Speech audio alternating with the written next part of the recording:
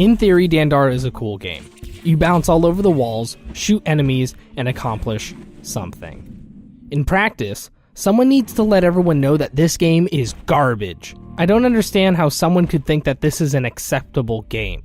As a Metroidvania, there are some major elements that your game has to nail. Level design, map awareness, gameplay mechanics. These are all 100% necessities for regular games, but are even more important here.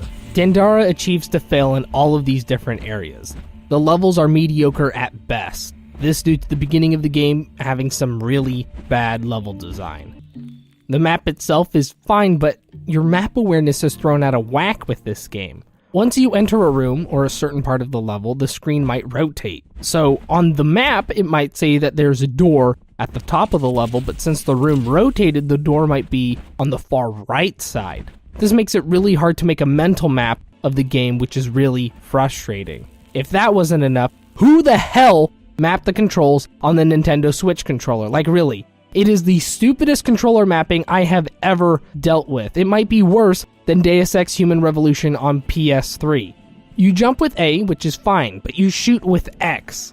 The thing that really makes the controls bad is that there is a health consumable that is mapped to B. So imagine you're jumping around and shooting things. You pause the game or get into a menu.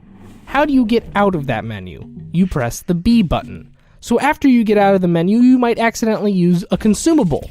These things don't just grow on trees, they're in limited quantities, so you're wasting resources. Let's move on to the gameplay. You're supposed to be bouncing around, dodging enemies and their attacks, but you pause.